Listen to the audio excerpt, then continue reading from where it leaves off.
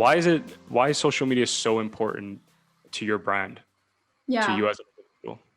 I think again, for me, it goes back to the relationship end of things, connecting with people. Like social media has been so powerful for me in business and in my personal life. Like I've been able to connect with new people all across the globe. I've been, able to connect with or reconnect with people like yourself. And I've been able to kind of keep up with everyone, and while, not having to, I guess, speak to them every day. Like I'm like, you're able to post something like, oh, cool, he's doing this now.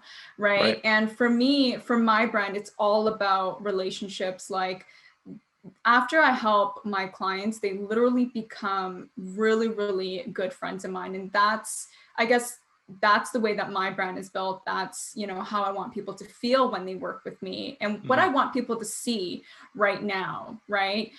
So I think, again, social media for me, I'm genuinely here just to give tips to people. You want to work with me or not, that's totally fine. I'm here to help. And if you do want to work with me, my brand is important because I want them to see who I really am, right? If you and if you don't want to work with me because you feel like, we're different personality types, that's okay too. Like I'm Mhm. totally fine. I want to work with people that want to work with me. And so social media has really been able to get that message across to others. And so I've just been attracting people that are like me. And that makes the process go a lot smoother. The feeling of the process when you're working with someone like you, it's so much greater. Yeah, no, it's my mother would always tell me, be like someone like you or better than you in the aspect Yeah. of they'll elevate you and raise. I would always say, why would you say they're better than me? And they're like, no, what I mean is they're gonna inspire you to be greater. But I like Right. that notion. And whether and it doesn't always have to be a person that's in your industry. A lot of Right. people get caught up. For example, myself, I always used to think, oh, it has to be a creative individual or someone in film. But again, I look at your content. I'm not in real estate and I'm inspired. One thing I wanted to mention is a lot of the vlogs you see. I was telling Lou before the podcast, were partly inspired by her content because I would see how she had the courage to look herself in look in the camera and give her thoughts about um, the industry and what she's going through. And you also do it in written form on your captions. I really commend you on the reason why I speak about it is because it's very unique, and I think it's speaking to a lot of people, and it's only going to take off from there. Um, I do have to mention though, do you face any negative feedback with your content, and how do you deal with it? Yeah, thank you. Oh my God, that was so incredible. And you are an absolute inspiration with everything that you're Thank you, Lou. doing. It's really difficult to do what you're doing, and I think you're doing an absolute amazing job. I do receive, negative feedback. I think whenever you're putting out anything that people may not agree with. So, for example, if I have any predictions about the market or such, right? I don't know if it's going to happen 100%. Like we don't know, right? And so if there's any negative feedback about that, I don't take it personally. If there's, constructive criticism on, let's say the way I'm filming my videos, or what I'm saying or whatever, then I take that into consideration. I don't take it personally because I know that things can always get better, right? Like right now my setup could be better. I could have a nicer background. I could, Right. have a better mic as we Mhm. experience, Well, look at me there's look at me. I got this mic, by the way. I hope the audio sounds much clearer because I used to have these headphones and it would scratch against the collar if I was wearing a hoodie. okay. Yeah, It was a yeah. horrible experience for everybody. But yes, please continue. No, the mic, you sound like the mic is good. Your mic Thank you. is really, really good. So, I know there's always room for improvement. And so when I do get that feedback, like the first video that you were mentioning, I literally only posted that video, and I think I even mentioned it either in the written part on YouTube, but it was Hmm. just literally to put it out there for me to literally break the ice. There was no edits, there was nothing. And I shot it on my iPhone vertically.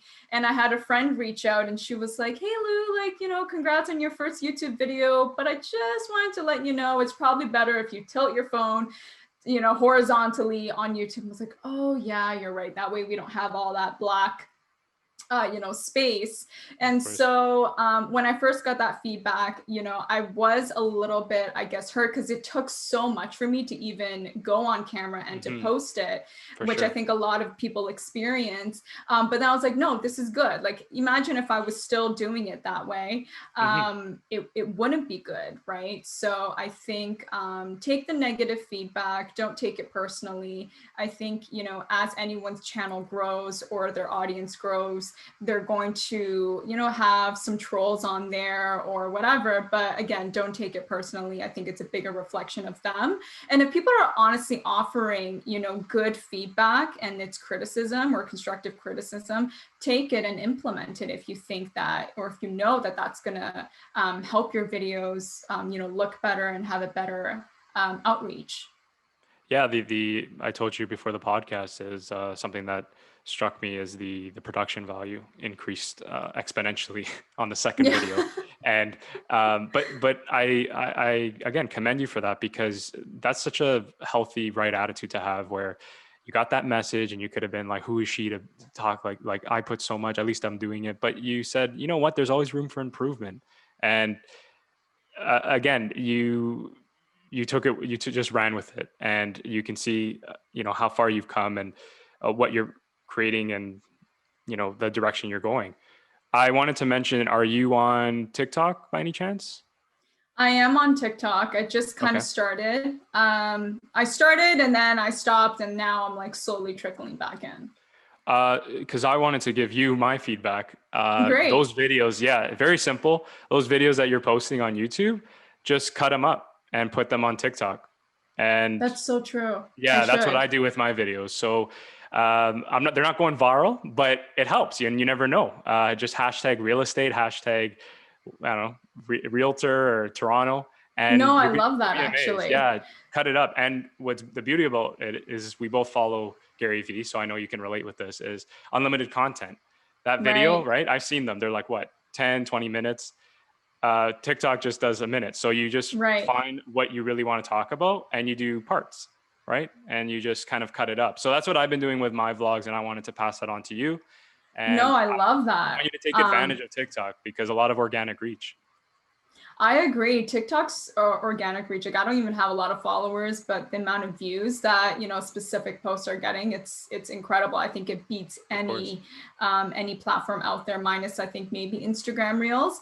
But no, it's funny that you mentioned that, because one of my goals for this month was to post 10 TikToks, and I'm like, oh my god, what am I gonna post? Like, am I just gonna keep doing these home tours? I have no clue. So that's Right. actually really good.